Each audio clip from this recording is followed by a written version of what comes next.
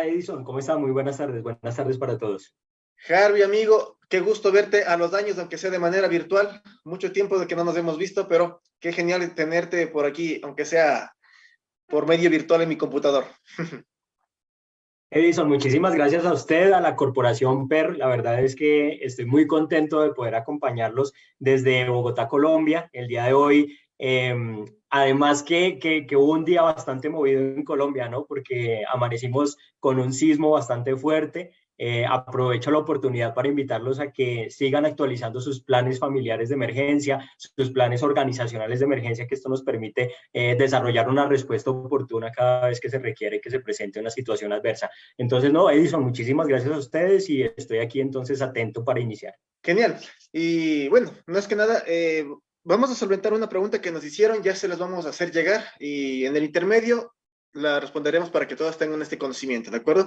Así que, amigo Harvey, la pantalla es toda tuya. Perfecto, Edison, muchísimas gracias. Bueno, de nuevo, muy buenas tardes para todos, queridos compañeros. Me presento formalmente, mi nombre es Harvey Torres. Hago parte del equipo de instructores, soy el coordinador académico de Vital Gestión de Riesgos. Es una empresa de preparación para emergencias que se encuentra ubicada en la ciudad de Bogotá, Colombia.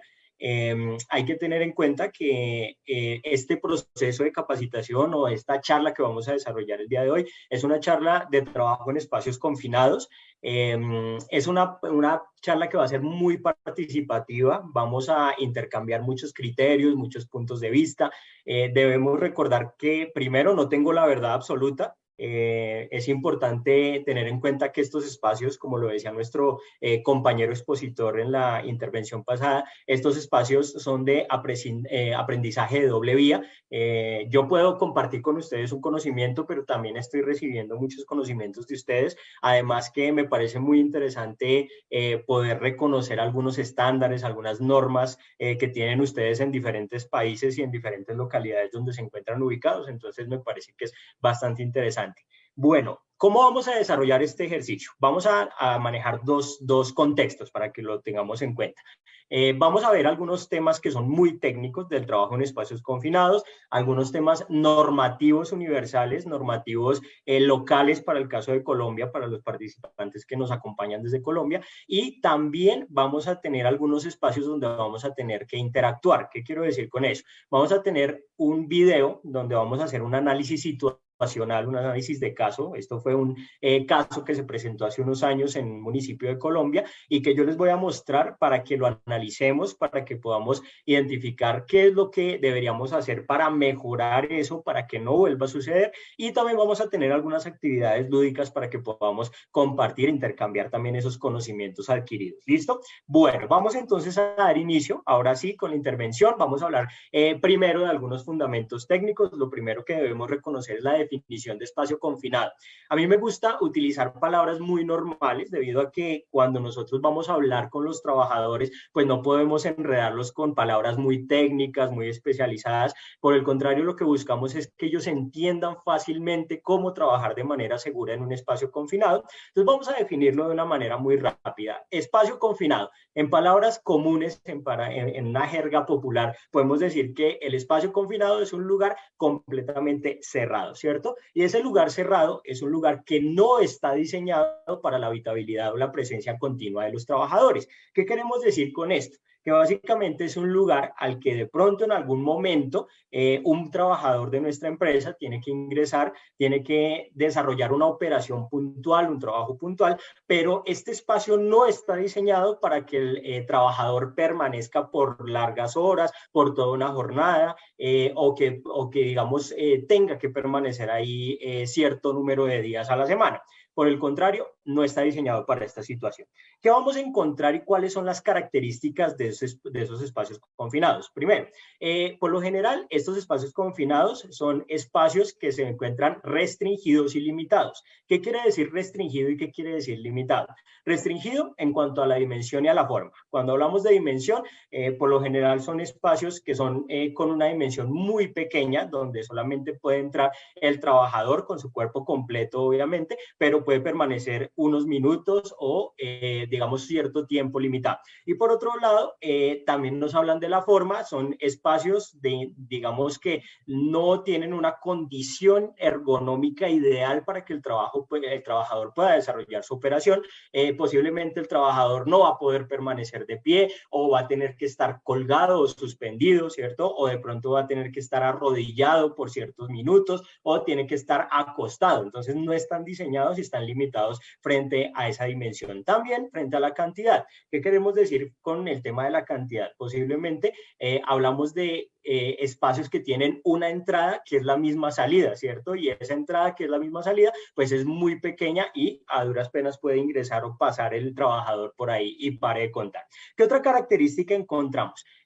Para que nosotros le podamos llamar espacio confinado, es necesario que el espacio sea lo suficientemente grande como para que el trabajador pueda ingresar completamente.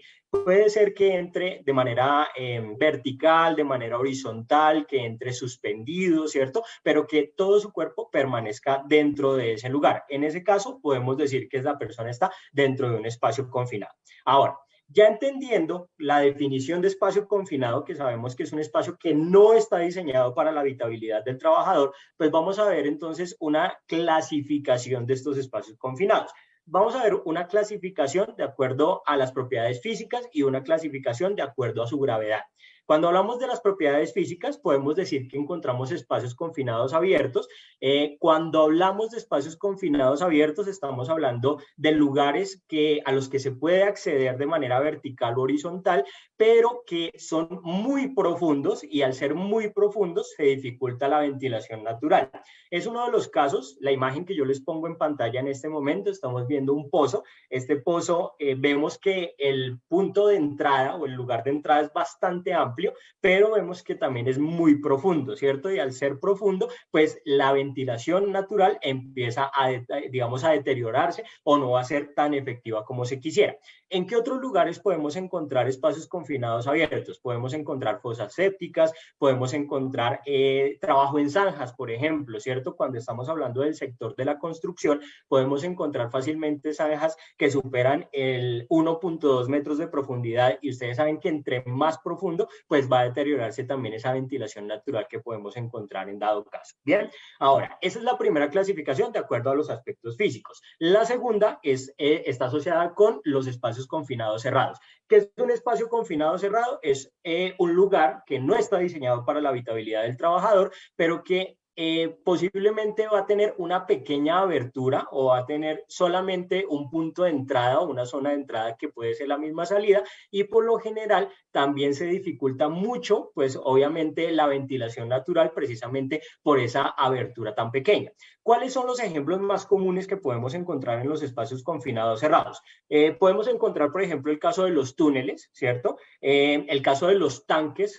Yo sé que muchos de ustedes de pronto trabajan haciendo o dentro de su proceso productivo tienen que hacer alguna limpieza de los tanques, alguna limpieza de los espacios o las zonas de trabajo que están confinadas. En el caso, por ejemplo, de las personas que trabajan con energías peligrosas o que trabajan con el mantenimiento del alcantarillado o del acueducto, pues también van a tener que someterse a espacios confinados que están completamente cerrados, que tienen una abertura muy restringida, que era el término que estábamos utilizando anteriormente, y también encontramos el tema de los silos, por ejemplo, cuando se trabaja en zonas donde hay ladrilleras, en zonas donde se trabaja con alimentos, por ejemplo, los silos de maíz, etcétera, todo este tipo de situaciones también lo convierten en un espacio confinado cerrado. ¿Listo? Ya teniendo claro la definición de espacio confinado y viendo la clasificación física de que hay dos tipos, que son los espacios confinados cerrados y los espacios confinados abiertos, pues vamos a ver ahora una clasificación que está asociada a su grado de peligrosidad. Cuando hablamos de grados de peligrosidad, hay diferentes normas o diferentes estándares que lo clasifican en tres. Hay algunas normas que le llaman grado de peligrosidad tipo A, tipo B y tipo C, o 1, 2 y 3, ¿cierto? Para el contexto puntual, por ejemplo, que tenemos en Colombia, le llamamos grado de peligrosidad A, B y C, de acuerdo a la resolución 0491 del 2020, y vamos a encontrarlos del más peligroso al menos peligroso. ¿Listo? ¿Cuál es el más peligroso? Grado de peligrosidad A. Estamos hablando de un peligro inminente. inminente. ¿En qué situaciones podemos nosotros decir que nuestro espacio confinado tiene un grado de peligrosidad A? Primero, atmósferas que son deficientes de oxígeno. Ojo a esto, deficientes de oxígeno. Y cuando hablamos de deficientes de oxígeno, estamos hablando de por debajo de 19.5%, ¿cierto? Ahora, también estamos hablando de atmósferas que están saturadas de oxígeno. Cuando hablamos de saturación de oxígeno, estamos hablando puntualmente de 23.5% de oxígeno en esa atmósfera que se encuentra dentro de ese lugar confinado. Segundo, estamos hablando de atmósferas inmediatamente peligrosas para la vida. Estamos hablando, por ejemplo, de atmósferas que pueden ser explosivas, atmósferas que pueden ser combustibles, ¿cierto? Por ejemplo, que tienen presencia de metano en el caso de la explosividad.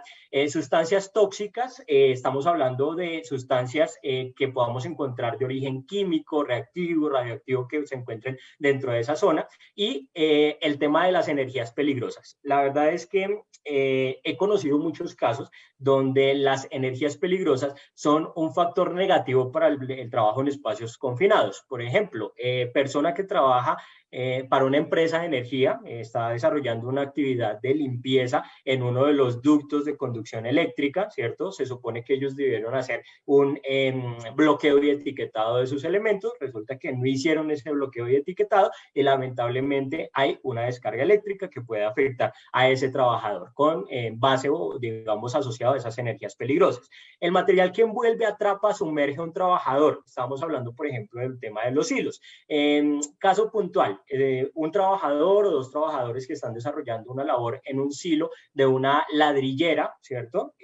Resulta que uno de los trabajadores no está conectado a una línea de vida, lamentablemente cae y cuando cae, pues empieza a sumergirse dentro de ese silo con ese material que lo está envolviendo en un momento determinado. Entonces también se conoce como un grado de peligrosidad A. Atrapamiento o asfixia mediante paredes que convergen hacia adentro, pues estamos hablando puntualmente de espacios que son muy restringidos y de estructuras que no están diseñadas para el desplazamiento del trabajador y otros que se puedan identificar en una evaluación de riesgos previamente que se tenga que hacer y que eso es algo que vamos a hablar más adelante dentro del contexto de las medidas preventivas y de las medidas de protección durante el trabajo en espacios confinados. Bueno, ya tenemos entonces el grado de peligrosidad A. Vamos a ver el grado de peligrosidad B. Estamos hablando de un peligro potencial. Ya no estamos hablando de situaciones que están directamente relacionadas con las atmósferas, pero sí estamos hablando de elementos digamos, del trabajo que pueden generar una lesión o una perturbación al trabajador que se encuentra. Por ejemplo, las personas que entran con herramientas, ¿cierto? O con equipos. Resulta que están trabajando con la herramienta, dejan caer una herramienta y el trabajador sufre una lesión a causa de la caída de esa herramienta. Entonces estamos hablando de un grado de peligrosidad B. Por lo general, este grado de peligrosidad tiene un proceso de mitigación o de control y este proceso de control se puede aplicar con medidas de promoción y prevención, con medidas del uso de los elementos de protección personal, que es algo que también vamos a tocar más adelante y que ustedes ya han visto en una de las ponencias anteriores. Tuvieron a uno de los expertos que habló específicamente de los elementos de protección personal y es necesario pues que sigamos desarrollando también ese tipo de actividades de prevención. Bueno, el grado de peligrosidad C. Estamos hablando de una situación en la cual no hay un peligro potencial. Existe la posibilidad de que haya alguna situación que amenace la vida del trabajador, pero esta posibilidad ha sido minimizada, ha sido controlada o ha sido mitigada por medio de procedimientos de trabajo seguro, por medio de elementos de protección personal o también por medios de ingeniería, ¿cierto? De pronto algún sistema de ingeniería que mitigue o controle esa situación puntual y elimine el grado de peligrosidad que se encuentra en ese lugar. ¿Listo? Cuando hablamos, en síntesis, queridos compañeros, cuando hablamos de clasificación de los espacios confinados de acuerdo a los aspectos físicos, estamos hablando de espacios confinados abiertos y cerrados y cuando hablamos de acuerdo a su grado de peligrosidad, vamos a encontrar grado de peligrosidad A, que es el más alto, el más peligroso, el B, que se puede controlar con medidas de promoción y prevención y uso de elementos de protección personal y el grado C, que hace referencia a un control que se puede decir que es casi completo durante la jornada o la operación generación de trabajo en el espacio confinado. ¿Listo? Bueno, ya tenemos las primeras definiciones, ya hemos tocado los aspectos, digamos, clave más importantes de esta primera parte de nuestra intervención. Ahora vamos a hacer un ejercicio. Entonces, yo les voy a proponer a ustedes, les voy a mostrar ahorita un código QR y quiero por favor que ustedes ahorita entren a ese código QR y presenten un ejercicio de emparejamientos, un ejercicio muy sencillo, y yo voy a estar haciendo el seguimiento de esas respuestas que ustedes me van a dar con base en lo que nosotros acabamos de ver. ¿Listo? Antes de ir a ese ejercicio que vamos a hacer ahorita con el código QR, pues vamos a hablar un poquito de lo que tiene que ver con la entrada. ¿Qué es eso de la entrada a un espacio confinado? Se considera el ingreso a un espacio confinado cuando el trabajador que ya está previamente autorizado, ojo a esto, que ya tiene un permiso de trabajo, que ya tiene antes de ese permiso un análisis de trabajo, ¿verdad? Esa persona fue autorizada y va a entrar a ese lugar.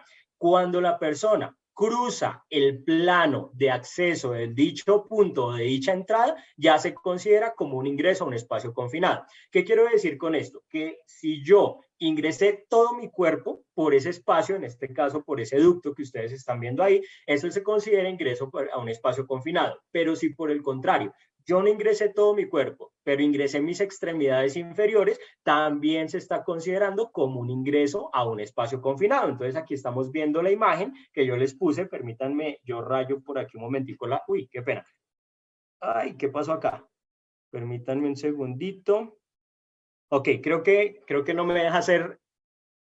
No me deja rayar aquí, pero bueno, aquí tenemos el puntero láser, entonces me ayuda también. Estamos viendo el trabajador que está haciendo su ingreso acompañado de posiblemente el vigía, ¿cierto? De trabajos confinados o espacios confinados. Ahora estamos viendo que está haciendo el ingreso al silo y vemos que ya las extremidades inferiores están dentro del espacio confinado. Entonces ahí ya estamos hablando de la entrada o del ingreso. ¿Listo? Para que lo tengan presente. Si yo ingresé una parte de mi cuerpo o ingresé todo mi cuerpo, ya es considerado como el ingreso a un espacio confinado. ¿Listo? Bueno, chicos, entonces ahora sí viene el ejercicio. Entonces aquí tenemos un código QR. En este código QR quiero por favor que ustedes lo escaneen en este momento y cuando lo escaneen va a abrirles una aplicación. ¿Listo? En esa aplicación ustedes van, es un jueguito básicamente y ustedes lo que van a hacer es emparejar pregunta con respuesta o en la pregunta con el complemento, podríamos decirlo así, ¿listo? Entonces, quiero por favor que empiecen a escanearlo, que respondan, yo les voy a dar el espacio para que vayan respondiendo y voy a dejar de compartir en un momento para ver sus respuestas. Yo quiero ver cómo les fue entonces con esas respuestas que ustedes me están dando puntualmente, ¿listo? Vayan respondiendo, por favor. Les voy a dar el espacio, ahí está, para que por favor escaneen y respondan. Vamos a ver cómo les va. Listo, chicos. Entonces, en este momento lo que voy a hacer es compartir los resultados. Vamos a ver si ya alguno de ustedes pudo responder a esas preguntitas. Revisemos por acá. Permítanme un segundo. ¿Me confirman, por favor, si están viendo la presentación en este momento, el jueguito? ¿Me confirman, compañeros? Sí, se ve la pantalla. Perfecto, Diana, te agradezco muchísimo. Listo. Entonces vamos a hacer el ejercicio acá. Para los compañeros que se encuentran en Zoom o que se encuentran en el Facebook Live, pueden ir respondiendo conmigo cada una de las preguntas que ustedes van a ver a continuación en pantalla. ¿Listo? Entonces vamos a iniciar en este momento. Dice así, espacios confinados cerrados. Entonces vamos a ver cuál es la definición que puedo emparejar con el término de espacios confinados cerrados, ¿cierto? Entonces aquí nos dice, por lo general son abiertos en la superficie, muy profundos, impidiendo la ventilación natural. No sé, ustedes me dirán. Espacio que no está diseñado para la habitabilidad o presencia continua de los trabajadores. Ustedes van analizando y me van diciendo con cuál lo emparejamos. Cuando un trabajador previamente autorizado o parte de su cuerpo cruza el plano o punto de acceso a dicho espacio, o son restringidos o limitados, por lo general tienen una pequeña abertura de entrada y de salida. Entonces, compañeros, quiero por favor que me ayuden a responder ahí. ¿Dónde ubico el botón de espacios confinados cerrados? Ustedes me dirán. En el último. En el último, Diana, efectivamente, entonces voy a arrastrarlo por acá. Listo, ahí ya tenemos espacios confinados cerrados, son restringidos o limitados, por lo general tienen una pequeña abertura de entrada y salida. Perfecto. Vamos ahora con la definición de entrada. Quiero que ustedes analicen en dónde puedo ubicar el botón de entrada. Díganmelo ustedes, por favor. Vamos a ver, compañeros. En el tercero. En el tercero, listo, vamos a ver. Entonces nos dice que la entrada es cuando un trabajador previamente autorizado parte de su cuerpo cruza plano o punto de acceso a dicho espacio. Efectivamente, estoy de acuerdo con que esa es una definición que puede ser probable en este caso, ¿cierto? Listo, vamos con la definición de espacio confinado. ¿Dónde ubico espacio confinado? Segundo.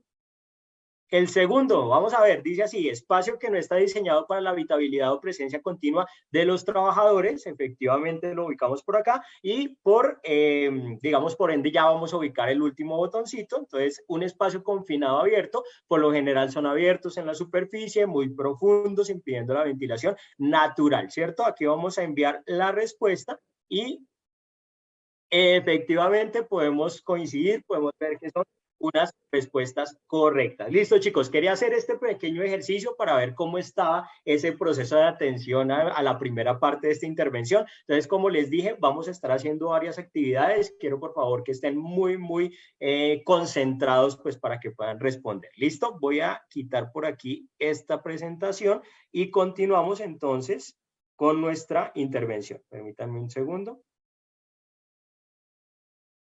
Listo, chicos. Entonces, bueno, ya hicimos la actividad, ya tenemos las definiciones básicas o más importantes. Ahora vamos a hacer un segundo ejercicio. Este segundo ejercicio está asociado a un análisis situacional. Entonces los voy a poner en contexto. Yo les voy a contar qué fue lo que sucedió acá. Resulta que en el año 2013, en uno de los municipios de Colombia, yo no voy a nombrar municipios, no voy a nombrar nombres de empresas, no voy a dar nombres de cuerpos de respuesta a emergencias, simplemente voy a contarles la situación.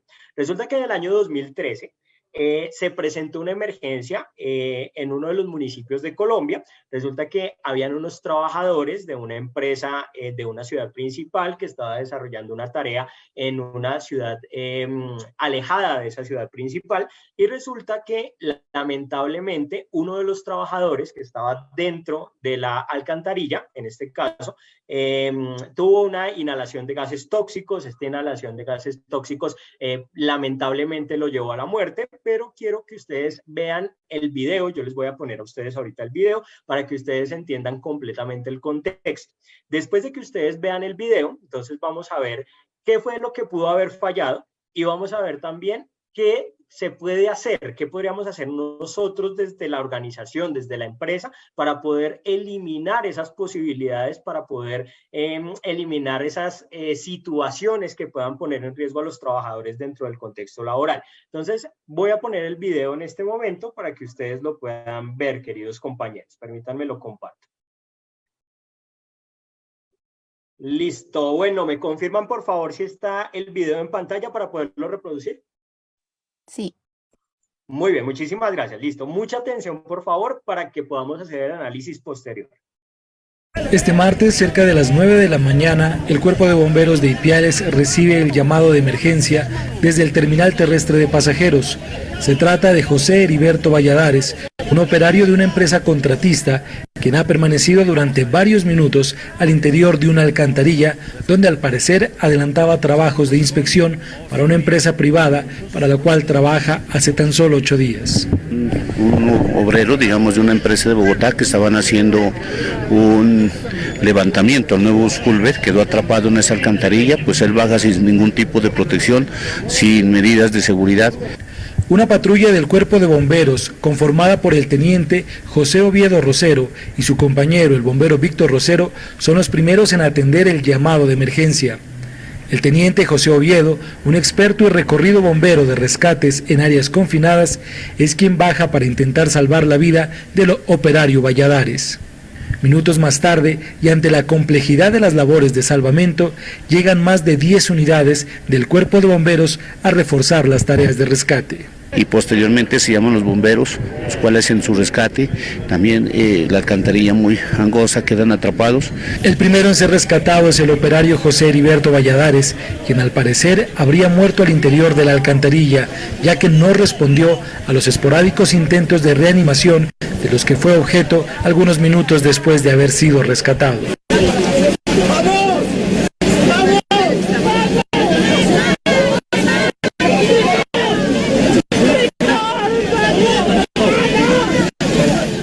La tragedia ahora es parte de esta emergencia. José Valladares, de 45 años, muere en su trabajo. Deja 4 hijos, el más pequeño es de tan solo 4 años. Es la edad perfecta para que la tragedia se camufle en la única realidad para un inocente, el juego. Deja 4 hijos, deja de 22, 20, 9 y 4, pero mi hijo el mayor está estudiando. A partir de ese momento iniciaría otra desesperada lucha. Esta vez la pelea era frente a frente con la muerte por 2 compañeros bomberos, por 2 amigos. En esta lucha todos estaban dispuestos a arriesgar su vida por rescatar a sus compañeros, a sus amigos, quienes aún permanecían en el fondo de esta alcantarilla.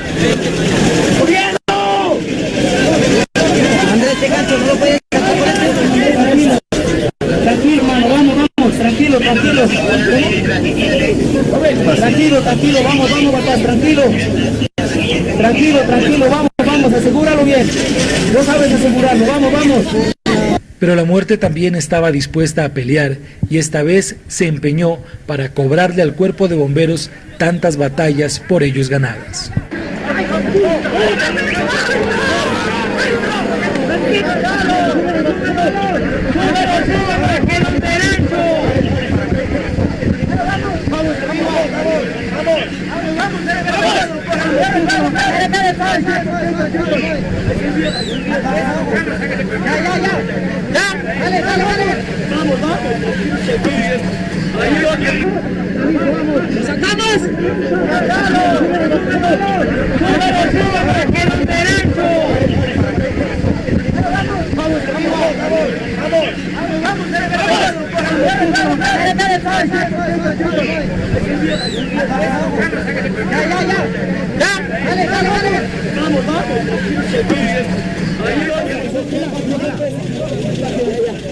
¿No puede retroceder un poco esa?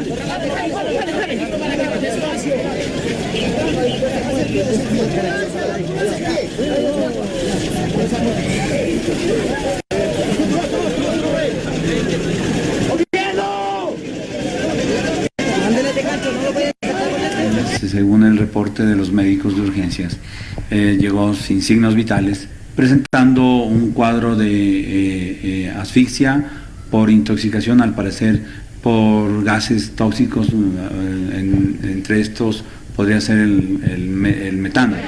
Solo los bomberos Víctor Rosero y Juan Cortés, quienes pusieron al límite su resistencia, lograron sobrevivir en esta batalla con la muerte. Batalla que ganaron, pero que les deja profundas heridas en el alma. Las del cuerpo se olvidarán en el próximo rescate, enseñanza que les dejó su amigo y maestro, el teniente José Oviedo Rosero, un bombero que ofrendó su vida en cumplimiento de una misión que aceptó hace más de 3 décadas. José Oviedo Rosero, a sus 40 años, con su muerte registrada un martes 4 de junio, también se graduó con el mejor título que la vida y un padre le puede ofrecer a un ser humano, a un hijo, ser recordado como un hombre bueno. Muy buen hijo y muy buena persona. ¿Qué más le puedo decir? Bueno, mis queridos compañeros, entonces acabamos de ver el video. La idea de esto es poder hacer el análisis, ¿cierto? Posteriormente, identificar qué pudo haber fallado en este procedimiento de trabajo y cómo se puede mitigar este tipo de situaciones. Entonces, permítanme, comparto de nuevo por acá la presentación y vamos entonces a hacer el análisis. Quiero, por favor, que me ayuden mucho en este caso. Bueno, lo primero que debemos tener en cuenta y que quiero aportar con este ejercicio es que no quiero que ustedes sientan que esto va a ser una crítica, o si lo quieren ver como una crítica, quiero que sea como una crítica constructiva, ¿cierto? Este tipo de videos no son lecciones que nos deja este trabajo en espacios confinados y que debemos utilizar para mejorar nuestros propios procedimientos de trabajo. Entonces, basados en esto, mis queridos compañeros, vamos a ir entonces a analizar la situación primero y a analizar qué fue lo que sucedió, qué pasó, ¿cierto? Bueno, la situación. Un trabajador de una empresa realiza actividades de inspección y mantenimiento de redes al interior de una alcantarilla. ¿Cómo se desarrolló el proceso de trabajo? De acuerdo a la investigación del accidente que se realizó, se consideró, primero, que el trabajador ingresa sin un análisis previo, ¿cierto? Simplemente llegaron al sitio, no hicieron una medición de atmósferas previa ni periódica, ¿cierto? Y tercero, un compañero de él se queda en la parte de afuera de ese espacio confinado, de esa alcantarilla, para poder recopilar la información necesaria. ¿Listo? ¿Qué sucedió? ¿Cómo se fue evolucionando esta situación? El compañero ubicado en la parte externa deja de tener comunicación con el trabajador que se encuentra dentro del espacio confinado e inmediatamente activa el sistema de emergencias médicas. Entonces, ¿qué sucedió? Ellos estaban en comunicación constante, la persona que estaba adentro estaba reportando, dando algunos datos a su compañero que se encontraba en la parte de afuera, era una comunicación verbal, no estaban utilizando ningún tipo digamos, de elemento tecnológico para comunicaciones, simplemente lo estaban haciendo de manera verbal y finalmente, pues, él dejó de tener comunicación. Cuando dejó de tener comunicación, pues, en ese momento inmediatamente él dijo, hey, algo está sucediendo, llamemos y activemos el sistema de emergencias médicas, ¿cierto? Llamó al sistema de emergencias médicas y el cuerpo de bomberos del municipio inmediatamente salió a atender esa situación de emergencia y a iniciar las labores de rescate del trabajador que se encontraba en el sitio. El primer bombero que ingresa logra asegurar al trabajador y de esta manera hacen la extracción, logran sacar después de unos minutos al trabajador que se encuentra. Lamentablemente, el trabajador pierde la vida por la inhalación de gases tóxicos, según lo que nos decía el médico que fue entrevistado en el video, fue posiblemente por inhalación de gas metano, es decir, era una atmósfera explosiva, ¿cierto? Y con déficit de oxígeno posiblemente en ese caso. Y el bombero que se encuentra dentro de la alcantarilla también pierde la conciencia, ¿cierto? Debido a que ingresó sin un equipo de respiración autónoma, lo que conocemos como un SCBA o un equipo a presión positiva que se debió poner inicialmente, ¿cierto? Lamentablemente, después de unos minutos, también el bombero pierde la vida. ¿Listo? Ese es el ejercicio, ese es lo que sucedió. Ahora vamos a hacer el análisis situacional. Entonces, ¿qué falló? ¿O qué se pudo haber determinado que no se hizo o que falló en ese momento? Entonces, por aquí yo estoy viendo que Delcy Sofía nos está escribiendo en el Facebook Live que se realizó sin el debido protocolo de la evaluación del área. Estamos de acuerdo en que posiblemente no se hizo un análisis de trabajo previo, ¿cierto? Efectivamente estoy de acuerdo. Roger por aquí nos dice que los procedimientos fueron muy mal aplicados en ese caso, ¿cierto? De pronto, la RCP en ese momento no era muy clara para ese organismo de respuesta y de pronto no fue tan efectiva, ¿cierto? Por aquí nos dice Darwin, no hubo un ATS o permiso de trabajo, estamos de acuerdo, no se hizo un análisis de trabajo previo, no se desarrolló un permiso de trabajo donde se estructurara muy bien lo que se tenían que hacer en ese momento, ¿cierto? Por aquí, miremos por acá, fueron acciones subestándar, efectivamente, Diana, estamos completamente de acuerdo. Lobo Solitario nos dice, el rescate no fue bien ejecutado, bueno, también tuvieron algunas falencias en la toma de decisiones, ¿cierto? Podemos definirlo de esa manera. Aquí hay una intervención que me parece interesante de Frederick, que nos dice, no tenía ventilación los trabajadores, no tenían trípode de rescate, no monitorearon el área antes de ingresar al espacio confinado, no había un equipo de rescate, no tenían los equipos o elementos de protección personal adecuados para ingresar a un espacio confinado. Sí, estoy completamente de acuerdo con ustedes y vamos entonces a ponerlo aquí en una síntesis dentro de la presentación. Entonces, lo primero, posiblemente los trabajadores tenían una falta de capacitación, ¿cierto? Posiblemente a ellos les dijeron vayan, desarrollen la tarea, pero no les dijeron absolutamente nada más, no les dijeron que tenían que hacer un análisis previo del trabajo, un permiso de trabajo, que tenían que utilizar elementos de protección personal. Entonces posiblemente hay falta de capacitación. Por otro lado, también encontramos que una de dos, o no tenían elementos de medición de atmósferas, o los tenían, pero no fueron utilizados, ¿cierto? Cualquiera de las dos posibilidades existe. Puede ser que de pronto la empresa se haya sido juiciosa en entregarle los elementos de medición de atmósferas, los equipos, pero de pronto ellos no los utilizaron o no sabían utilizarlos y simplemente obviaron esa acción.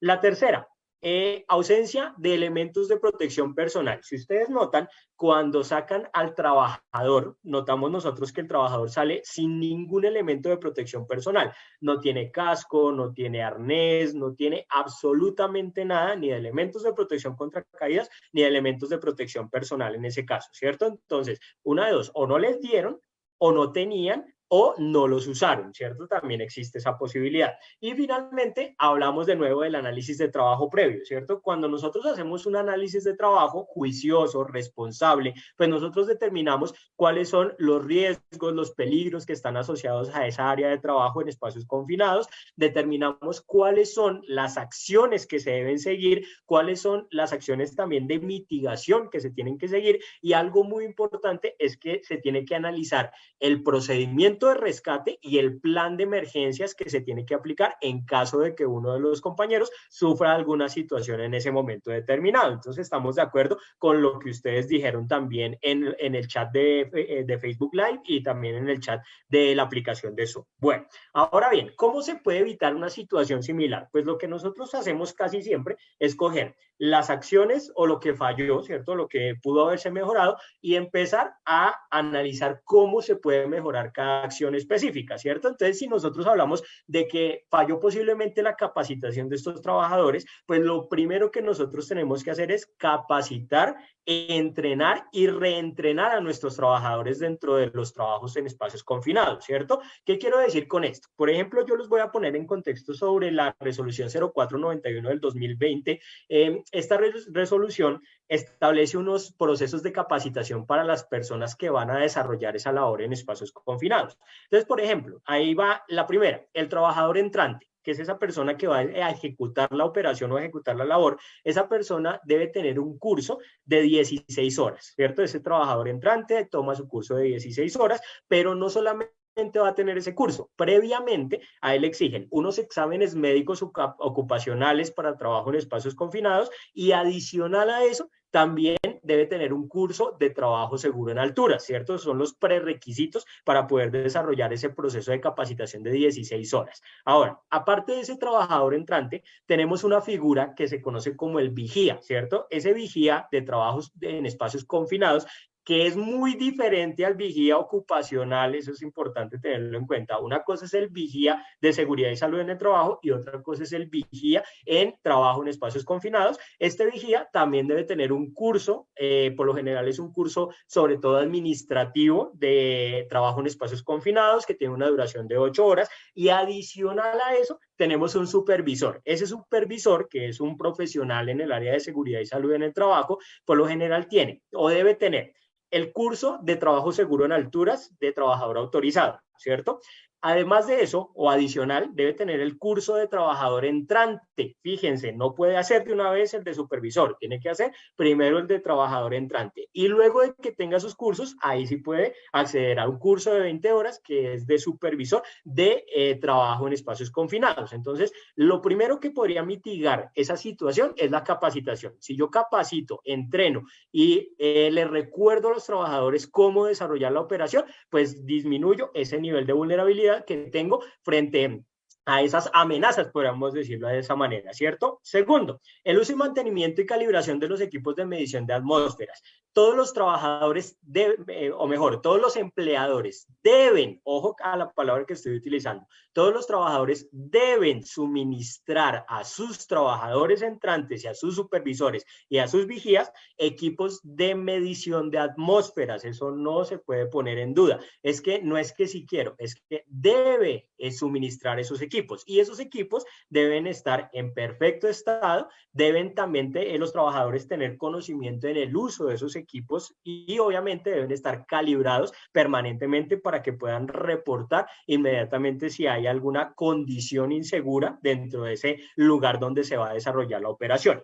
Tercero, el suministro y el uso de los elementos de protección personal. Esto es fundamental, ustedes ya lo vieron en la ponencia de nuestro compañero el día de ayer, creo, si no estoy mal, que nos habló de elementos de protección personal, y ya sabemos que esta persona debe tener sus elementos de protección personal, sus elementos de protección respiratoria, sobre todo, ¿cierto? Sus elementos de protección contra caídas y obviamente debe saber utilizar cada uno de esos elementos. Por ejemplo, alguno de ustedes nos nombraba los trípodes, ¿cierto? Nos decía, es que los trabajadores no tenían trípodes para la operación de rescate. Efectivamente, también hacen parte de los elementos que se deben considerar dentro del plan de emergencias para poder hacer un rescate en dado caso, obviamente que si el espacio confinado es vertical, porque no en todos los casos pues lo vamos a tener que usar de manera vertical y demás, ¿listo? Y finalmente, también lo que tiene que ver con el análisis de trabajo seguro. Este análisis que en algunos estándares o en otras normas se conoce como el ATS, o en otros estándares les llaman el ARO, ¿cierto? O el análisis de seguimiento antes, durante y después, pues es importante, ¿cierto? Que yo pueda determinar qué condiciones inseguras hay, que pueda mitigar los riesgos y peligros, que pueda garantizar un espacio de trabajo seguro, una operación segura de los trabajadores. De esta manera yo puedo mitigar ese tipo de situaciones que se puedan presentar. Ahora, algo importante, y es que la capacitación no va solamente para la operación, para el trabajo, sino que la capacitación debe ser también permanente para el equipo de emergencia, ¿cierto? Y ahí es donde yo meto un poquito la cucharada con la intervención de nuestro compañero Cristian en la mañana y de nuestro compañero Oscar, que también hizo su intervención sobre las brigadas de emergencia. Y es muy importante que las brigadas estén capacitadas en los temas o digamos, basados en la identificación de la amenaza que tenga la organización, ¿cierto? Yo conozco empresas que solamente capacitan a sus brigadistas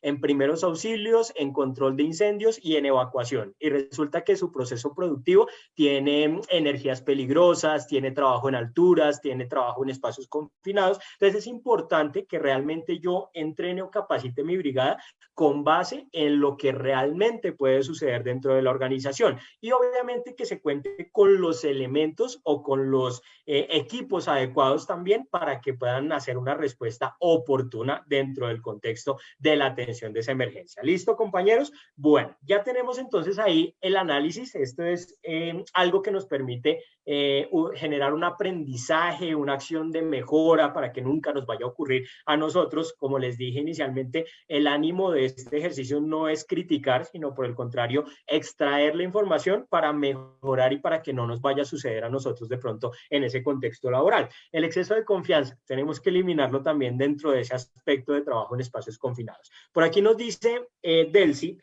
y es con los que pocas instituciones cuentan, los equipos de control de atmósfera. Efectivamente, Delcy, lamentablemente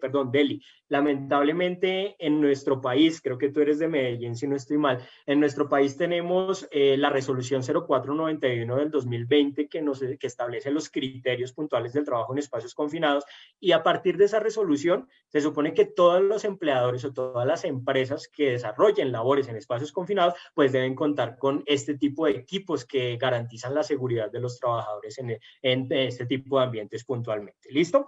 Bueno. Continuando entonces con nuestro proceso de intervención, queridos compañeros, vamos a hablar un poco de lo que tiene que ver con las medidas de prevención y las medidas de protección, medidas personales, medidas administrativas que debemos tener en cuenta cuando se va a desarrollar un trabajo seguro en espacios confinados. ¿Qué es una medida de prevención? Una medida de prevención es un conjunto de acciones que nosotros dirigimos con el fin de advertir o de avisar al trabajador sobre los peligros que se pueden presentar dentro del desarrollo del trabajo en espacios confinados. Ojo a esto, son las acciones que realiza el profesional o el área de seguridad y salud en el trabajo para avisarle a los trabajadores, para advertir sobre los peligros, pero también para generar estrategias de intervención, de control y de mitigación de esos peligros con el fin de que el trabajador pueda ingresar a hacer una operación segura en el espacio confinado, ¿cierto? ¿Qué se incluye dentro de estas medidas administrativas o medidas de prevención? La modificación de los procedimientos. Entonces es importante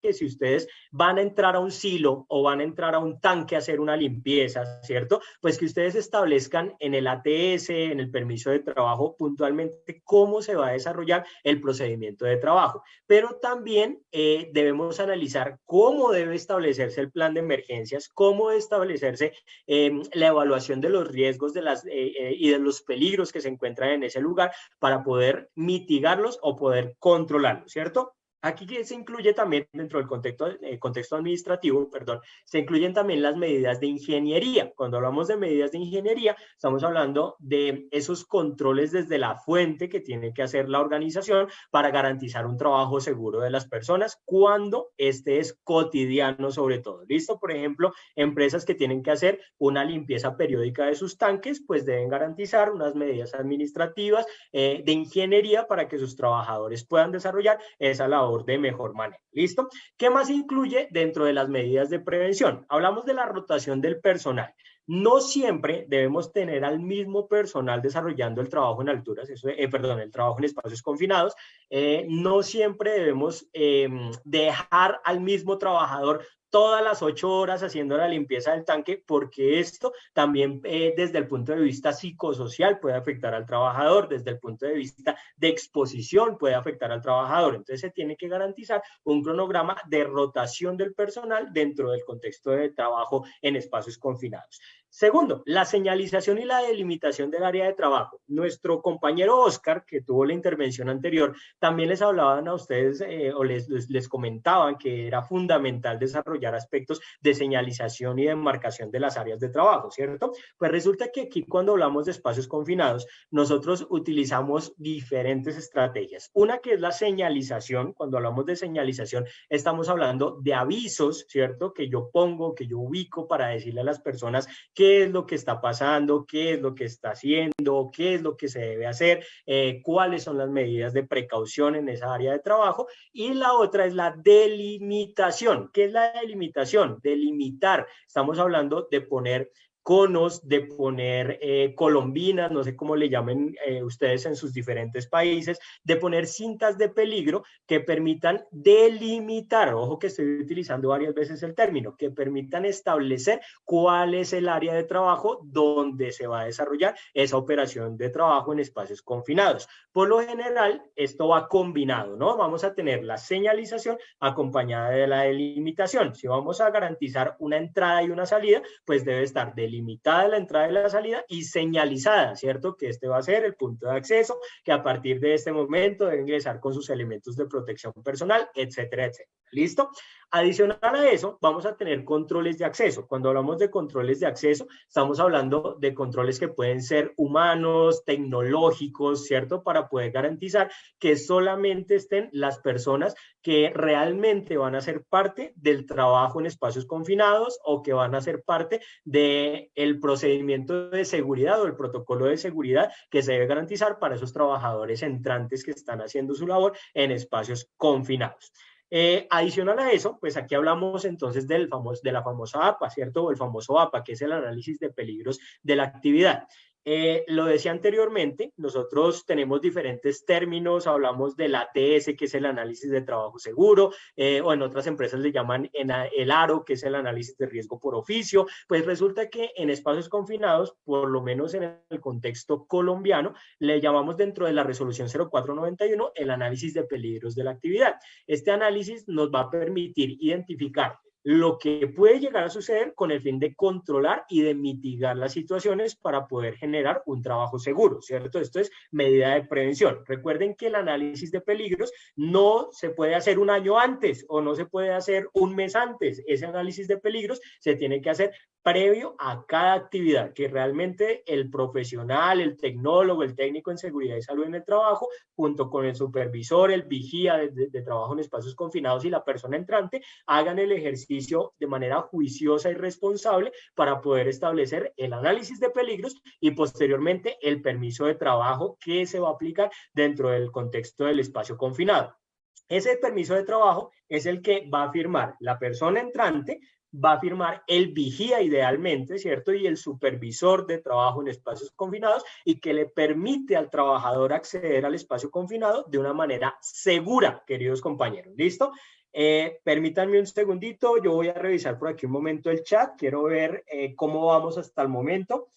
Perfecto, listo. Creo que vamos bien hasta el momento. Si tienen alguna pregunta, con mucho gusto me avisan y doy el espacio para que puedan hacer la preguntita, y si no, al final con mucho gusto. ¿Listo?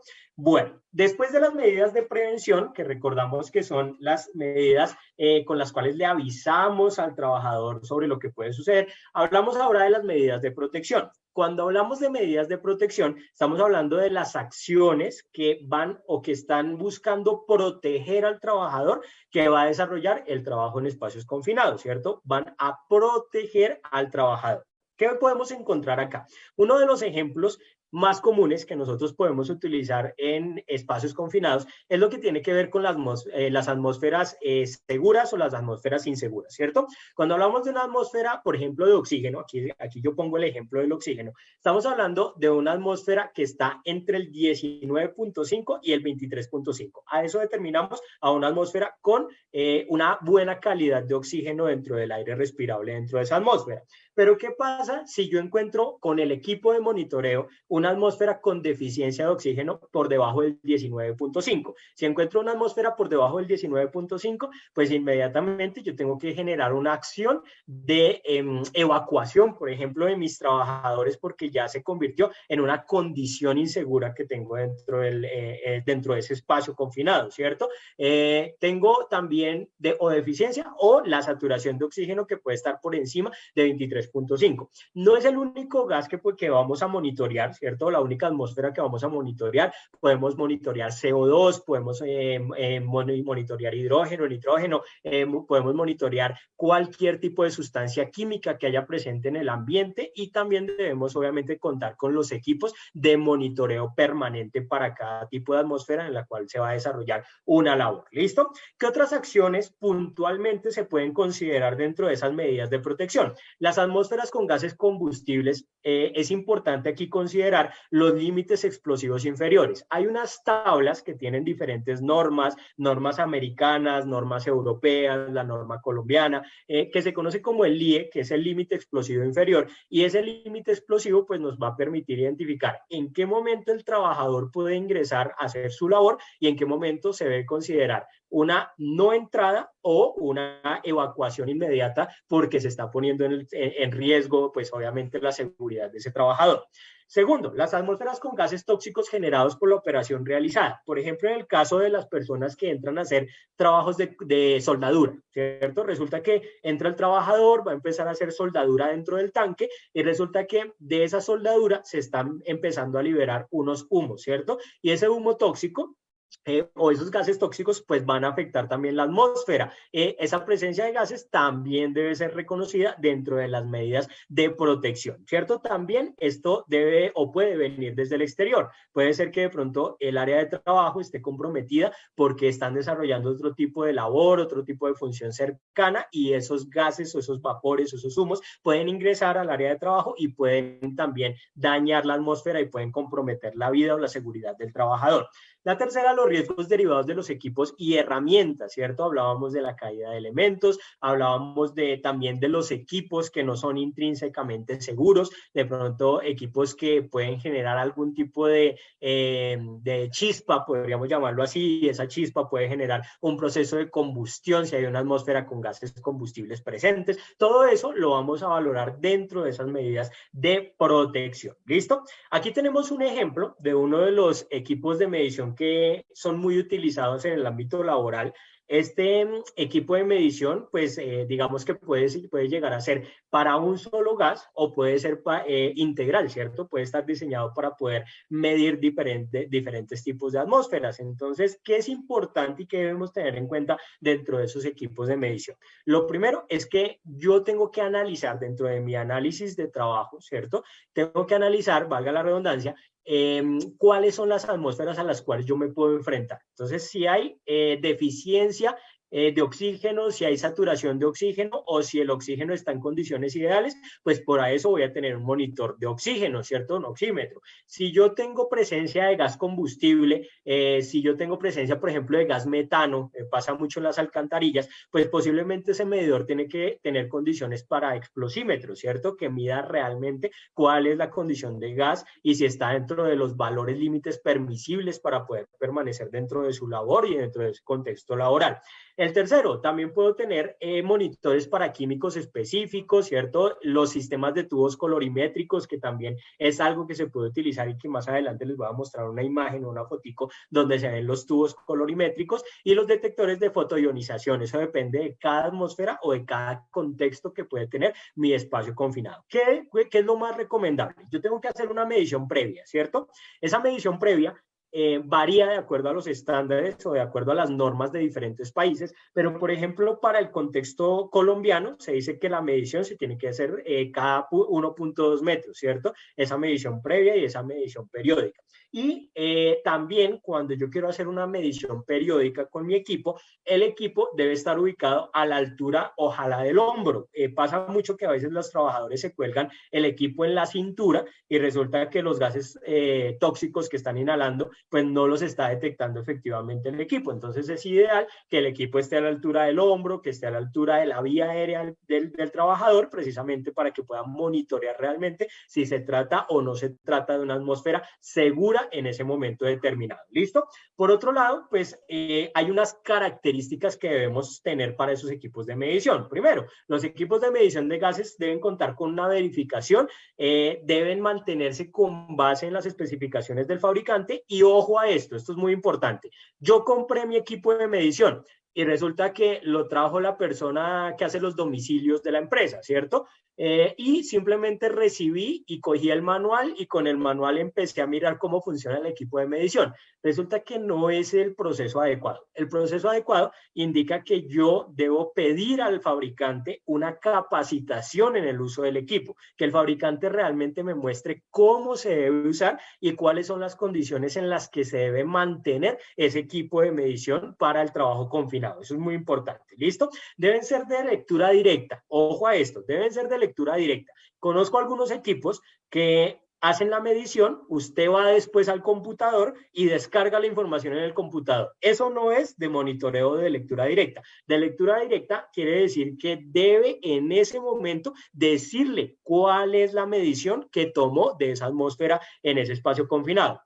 Por otro lado, si el equipo detecta que hay alguna condición insegura que está fuera de los valores límites permisibles, esa atmósfera, pues debe contar con alarmas. Y esas alarmas pueden ser visibles, es decir, se prende la pantallita del aparatico, ¿cierto? Pueden ser audibles, una alarma, un sonido que perturba, que suena durísimo y que le está diciendo, hey, ojo porque la atmósfera no es segura. Y también, en algunos casos, también puede ser por vibración, ¿listo?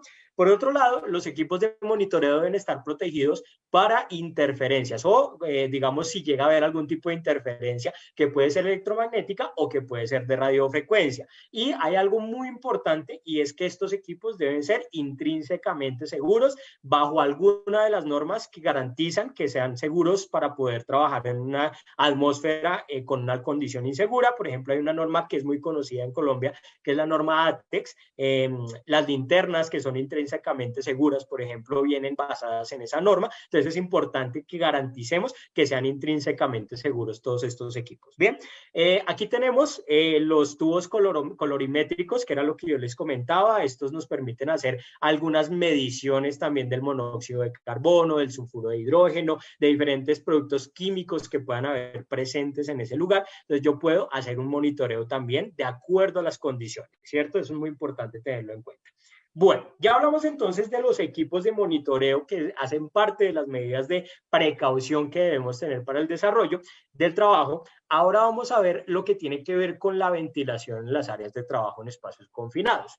Para hablar o para definir ventilación, estamos hablando puntualmente del aire respirable que se encuentra dentro de la zona de trabajo, ¿cierto? Ese aire respirable decimos que debe tener una condición ideal de oxígeno, ¿cierto? Esa condición ideal de oxígeno dice que para ser ideal debe ser de mínimo, ojo, mínimo 19.5% y máximo 23.5%. Si está dentro de ese rango, se considera un nivel de oxígeno adecuado. Si está por encima del 23.5, está saturado de oxígeno ese lugar. Si está por debajo de 19.5, hay deficiencia de oxígeno y en ese caso tengo que garantizar una ventilación.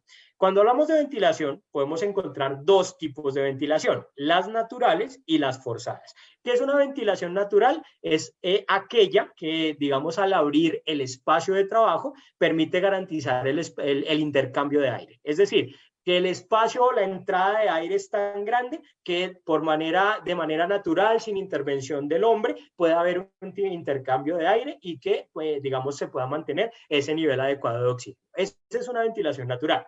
Cuando esto no es posible, cuando definitivamente no puede haber una ventilación natural porque de pronto es un espacio confinado, abierto, muy profundo o cerrado que tiene una sola entrada que es la misma salida, pues en este caso se tiene que garantizar una ventilación forzada. Y cuando hablamos de ventilación forzada, estamos hablando de dos cosas. Puede ser inyección de aire respirable o puede ser también la extracción de aire respirable, pero también puede ser la combinación de los mismos. Aquí hay algo importante que se debe tener en cuenta, queridos compañeros, y es que digamos que bajo el contexto de la inyección o de la extracción, yo no lo puedo hacer a ojímetro, ojalá me entiendan lo que quiero decir, no lo puedo hacer como yo creo que se debe hacer, sino que debe tener un análisis previo y debe tener una caracterización técnica.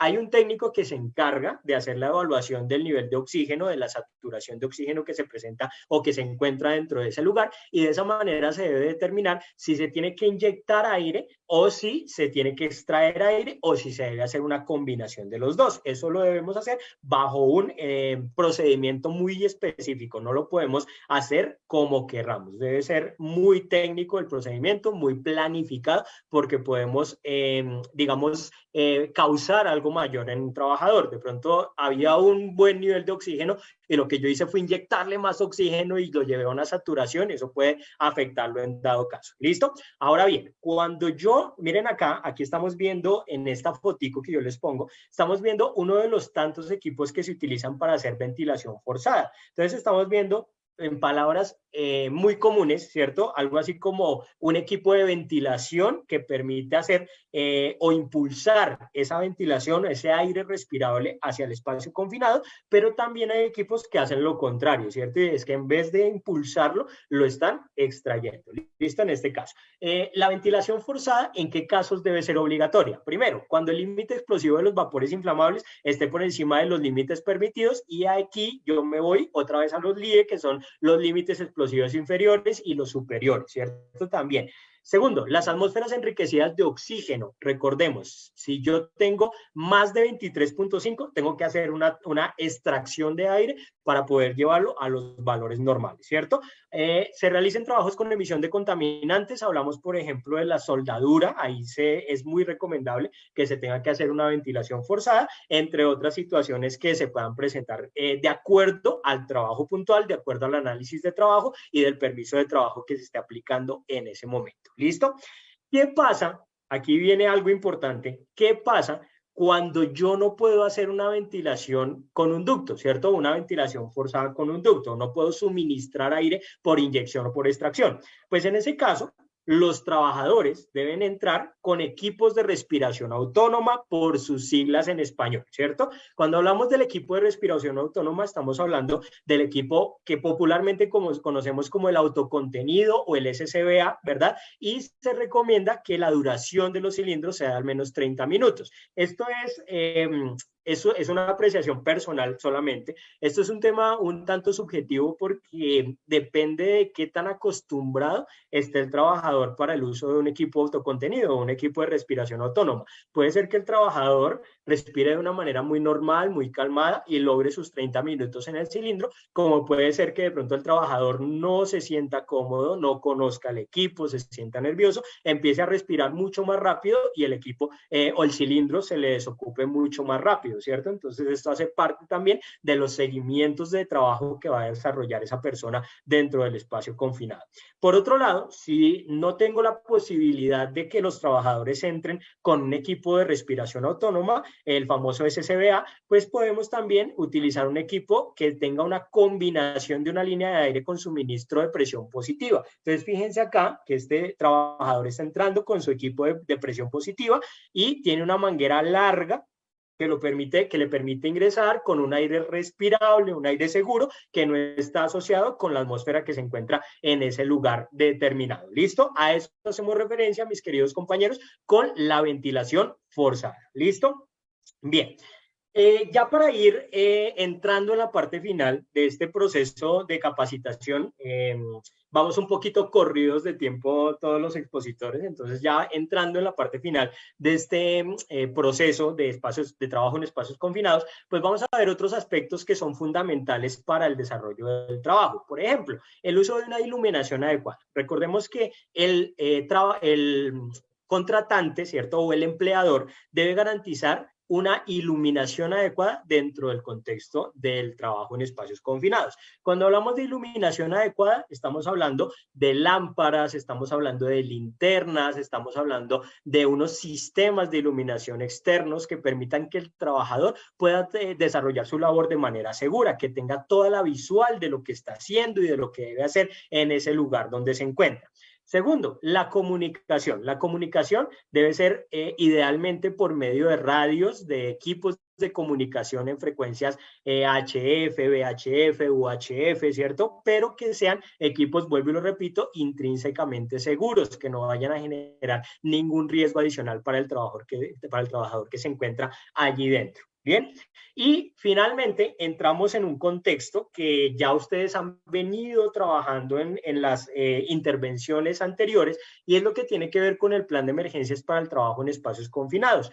Cuando hablamos del plan de emergencias, ustedes saben que toda organización debe tener un plan de emergencias, ¿cierto? Y si me devuelvo más atrás, todo el mundo debería tener su propio plan de emergencias. Estamos hablando del plan familiar de emergencias, hablamos del plan universitario o escolar de emergencias, hablamos del plan empresarial de emergencias. Todo el mundo debería tener ya listo su plan de emergencias, ¿cierto? Ahora, ¿qué es importante? Que cuando nosotros tenemos dentro de nuestro plan de emergencias, dentro de nuestro análisis de amenazas y vulnerabilidades, identificado que tenemos trabajo en espacios confinados, pues debemos incluir un ítem en el plan de emergencias de la organización que hable de emergencias que se puedan presentar en los espacios confinados. Es muy puntual para los espacios confinados, también pasa para el trabajo en altura, ¿cierto? Debo tener un espacio únicamente para espacios confinados y uno para trabajo en alturas.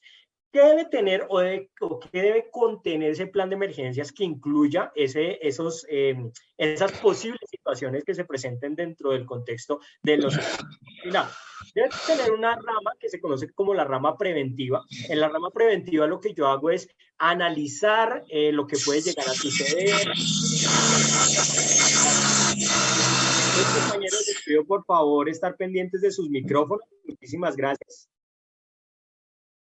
Perfecto, les agradezco mucho. Listo. Entonces, como les decía, en la rama preventiva lo que buscamos es que tengamos claro qué puede llegar a suceder y empecemos a prepararnos, ¿cierto? Capacitación, entrenamiento, que empecemos a analizar qué necesitamos, los recursos, los cursos que se deben tener para poder desarrollar el trabajo seguro en espacios confinados. Eso lo hacemos en la etapa preventiva.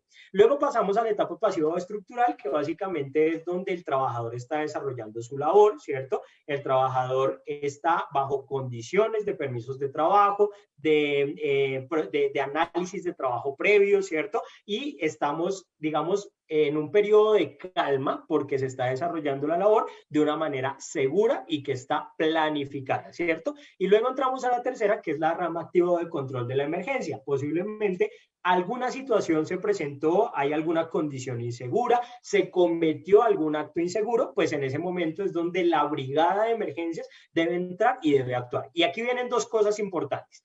En el caso colombiano, en la resolución 0491 del 2020 se exceptúan algunas actividades para el contexto del trabajo en espacios confinados. Es el caso, por ejemplo, del rescate rescate en espacios confinados. Pero pasa también, y se comete un error grandísimo, y es que a veces no entendemos que el rescate en espacios confinados debe ser realizado por personas debidamente capacitadas y entrenadas y con equipos adecuados para poder hacer ese tipo de rescate. Entonces, posiblemente yo lo puedo ver aquí de dos maneras. La primera es que yo tenga una persona, un vigía, ¿cierto? Que va a estar siempre presente y que va a estar atento y que va a reportar y activar el sistema de emergencias médicas para que llegue bomberos, para que llegue la Cruz Roja, la Defensa Civil, bueno, el grupo que sí pueda hacer un procedimiento de rescate técnico para espacios confinados, pero también debo tener una brigada capacitada para al menos que sepa que no se puede meter allá como loco, que a veces pasa que no evalúan lo que puede estar sucediendo y se meten allá a sacar el trabajador como lo vimos en el video, sino que por el contrario sepan qué es lo que está sucediendo y sepan qué es lo que tienen que hacer de una manera segura, con los equipos adecuados, para poder hacer una posible extracción rápida de sus compañeros en la salida segura del espacio confinado. Eso es muy importante. ¿Listo, chicos? Bien, ¿cuáles son los factores digamos más relevantes? Primero, que se establezcan procedimientos operativos normalizados y planes de acción. Así como ustedes tienen un plan de acción de evacuación por sismo, uno de incendio, uno de amenaza de bomba, etcétera, pues también debemos tener un procedimiento operativo normalizado para poder evacuar a nuestros compañeros cuando se presente una situación adversa, y también un procedimiento operativo normalizado para el plan de rescate técnico en espacios confinados que se pueda presentar. Segundo, ese plan de rescate debe estar basado en la realidad de la organización. ¿Qué quiero decir con esto? Que yo puedo a ustedes decirles, y pasaba con alguno de los compañeros que nos decía, es que no tenían el trípode, no tenían el kit de rescate con sistema de ganancia mecánica, ¿cierto? Etcétera, etcétera. Pues definitivamente yo tengo que analizar qué necesito y qué es realmente relevante dentro de ese plan de rescate para poder desarrollar mi labor. ¿Cómo la voy a hacer con los trabajadores que ya tengo entrenados para esa función? ¿O cómo voy a hacer que lleguen rápido las entidades de respuesta para que me ayuden a hacer esa operación de rescate, ¿cierto? Eso es importante. Tercero, el tema del entrenamiento y de la capacitación. Los brigadistas, las personas que hagan parte de esta brigada de intervención en emergencias en espacios confinados, pues deben tener un curso REC, ¿cierto? Que es el de rescate en espacios confinados, que idealmente sea en el contexto industrial, idealmente que permita desarrollar un proceso adecuado y de seguridad para los que están haciendo el rescate como para la persona que está siendo rescatada en ese momento. ¿Listo? Equipos adecuados, que se tenga con base en ese análisis previo los elementos que realmente se requieren, si se requieren SCBA, si se requieren ductos de succión, ¿cierto?, de ventilación adecuadas, si se requieren sistemas de ganancia mecánica, si se requieren, bueno, todos los elementos que ustedes consideren deben estar establecidos también dentro de ese plan de rescate en espacios confinados que está contenido dentro del plan de emergencias. Y finalmente, que la gente tenga claro el procedimiento de evacuación, que así como practicamos las simulacros de evacuación por sismo, que los hacemos periódicamente, pues que también los trabajadores que van a desarrollar esa función hagan simulacros, que tengan claro cómo hacer la operación de rescate o la operación de evacuación en caso de que se presente una emergencia en espacios, dentro de los espacios confinados. ¿Listo?